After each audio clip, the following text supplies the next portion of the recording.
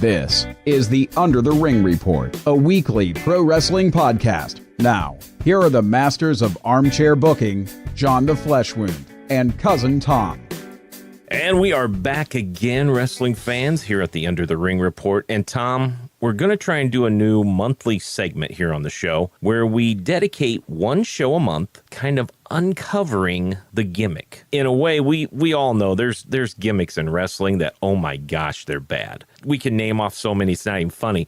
But we want to take gimmicks that kind of just don't make sense to us and kind of break down the gimmick itself and talking about why in the hell they did certain gimmicks. And I know this week you have been wanting to do this for a while. So go ahead, tell everyone what you want to talk about. Then we'll just kind of discuss and have a little fun with it. All right. This week, I would like to discuss Mr. America.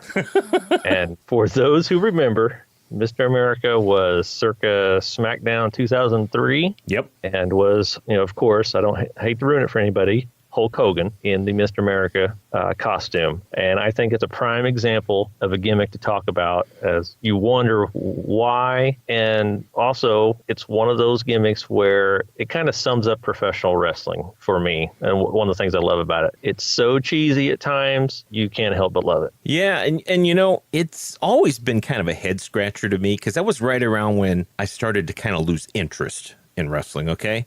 Because, we remember Hogan came back to the WWE in 2002 with the NWO, which that was over. The Rock thing, all that. He was a babyface. But it was interesting because he'd won the heavyweight title again and ended up getting beaten to a pulp by Lesnar in 2002, if I recall. And he beat Mr. McMahon at WrestleMania. And then after that, he kind of disappeared, right? Oh, yeah. Yeah. He disappeared for a while and then made not really a comeback, but showed back up. And part of the storyline was that Mr. McMahon wanted Hulkamania to die, and so he was going to force Hogan to not fulfill his contract, or basically try to get him out of his contract by not letting him on the air. Okay. And that's when the Mr. America gimmick was born. Now, the part about this that I laugh about, and because as we were talking about this, I had to go back and do a little watching on the network, but Mr. America, because I think they did little vignettes of Mr. America is coming and all this stuff, because I think Stephanie was the GM, but I love that he debuted during Piper's Pit. Yes. Of all people, Rowdy Roddy Piper, the man who had known Hogan for years and been one of his biggest rivals, to have him show up on Piper's Pit dressed as this Mr. America thing. And he comes out to the Hulk Hogan music. And he does. Oh, yeah. Seriously, everyone knew it was Hulk Hogan. That was pretty much it. And that's why it didn't make sense to me. Well, first of all, you think of all the memories from Piper's Pit that have happened. And then to have this kind of culminate full circle. Here's Hogan and Piper together again. Mm-hmm. But you had, like you're talking about the little vignettes, Mr. America's coming, Mr. America's coming. And when he finally comes, and you don't bother to change any music, you just, I'm a Real American comes out. Yeah. And if you notice, if you go back and watch even on YouTube, that crowd, they popped for him when he came. It was 2003. People loved Hogan no matter what. And you know what? Exactly. There's a reason he is probably the biggest wrestling superstar of all time. So that makes perfect sense that they would have popped for Hogan, even as Mr. America. But the thing is, I get the storyline you're trying to get there, but it's Hulk Hogan. It's not a second-tier wrestler. Why would you even think of putting Hogan in another costume or something like that in the first place? Because he's universally loved as either Hollywood or Hulk Hogan, one or the other. It was so stupid. It just kind of, to me, it seemed like lazy writing. Well, they needed also another way to debut Zach Gowen. Oh, that's right. You know what? What was the deal with him? Talk me, because like I said, okay, if I remember I didn't correctly, watch a whole lot of the SmackDown when he was there. Okay, what I remember, and I've kind of brushed up a little because, like you, 2003, I was waning a little bit on it. I still watch, but not as much as I was, prior, 98 to 2002 or so. at the time when Hogan debuted as Mr. America, Zach Gowen was in the crowd front row in his Mr. America t-shirt because he was supposed to be fanboy number one for Mr. America. And so they had him front row for the debut. Then Hogan comes out. He also made sure to go around and high five Zach Gowen as he left the ring in the Mr. America costume. My other favorite little segment they had was Mr. America and Vince McMahon and the lie detector test. I remember that. Do you remember that? Yeah.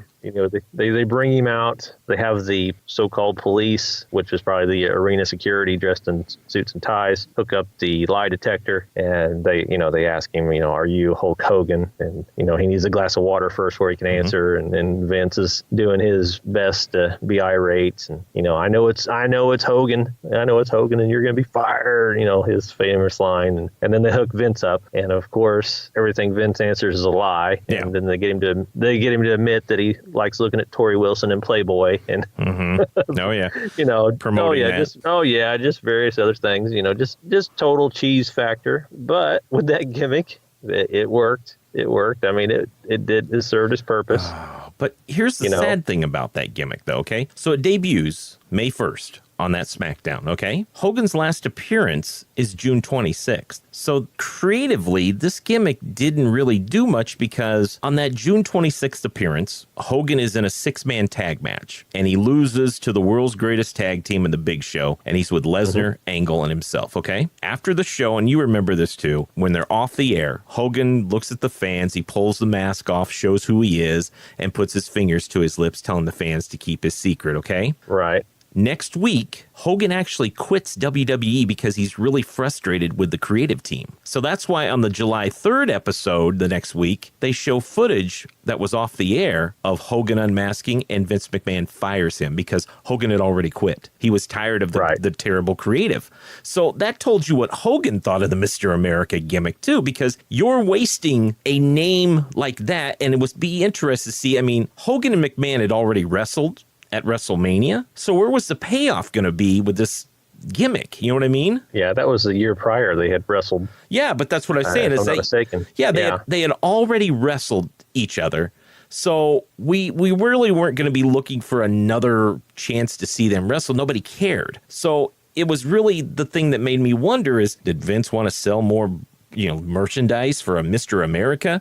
Was he doing it to make Hogan quit because maybe he'd felt bad that, things didn't work out the way he was hoping when he brought Hogan back? But it just seemed weird that you would take an icon of professional wrestling and do stupid things like that when the year before you had no problem giving him the world title. And then when you know what I mean? And then he comes back and you're messing with him. Yeah, It looked like bad writing. It's one of those things where it was a gimmick for a split second, was fun and something for the fans to get behind, kind of a rib to everybody, so everybody could kind of enjoy it. But it ran its course after just a week or two. There wasn't any story. Yeah, there was no storyline pushing it farther. There was no real reason to keep running with it. Yeah, there was no payoff. There was no build. What's Hogan, like you said, what's Hogan and Vince building toward? They've already had their WrestleMania. Where are they going? And you could see why Hogan would quit over creative. And I know backstage, Hogan can be, one of those guys that the amount of talent he's buried is insane. But in his defense, when you've accomplished as much as he has, sometimes you are afforded those opportunities. That's the same way with a guy like John Cena. Yes, we laugh about how they bury people and do this and that, but I'll tell you what, there wouldn't be other wrestlers to bury if it wasn't for Hulk Hogan breaking out when he did in the 80s and doing another rebirth with the NWO. I mean, he was at the forefront of 2 renaissance for wrestling. I agree. I agree with all that. I just think that he probably had the opportunity, and I'd have to look when the whole TNA, was there something on the side burner that had Hogan's interest that he was like, I want to get out of this contract? Well, he did go to TNA later that year. Yeah. So, and I'm sure there, whenever they get out of those contracts, they always have the clause in there where you have 2 months of nothing, and then the clause kicks in where you're free to compete anywhere. But there's always that little layoff. So I'm sure that's what it was. Is I know I've got this on the side burner waiting. So let's just wrap up this horrible storyline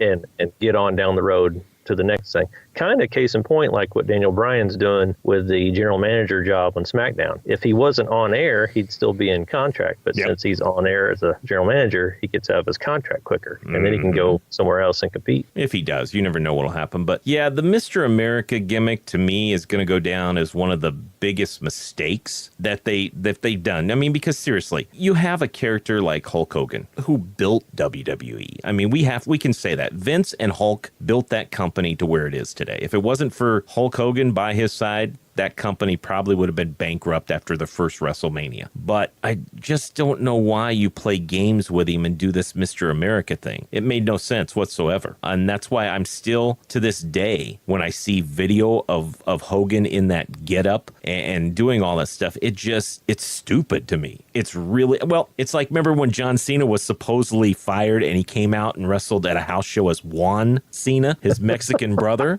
You remember that? Unfortunately, no, I don't. Oh, you need to go and look on the internet. There are videos. He has a luchador mask that he wears with the regular John Cena stuff, and he was known as Juan Cena. Yeah, you need to check that out.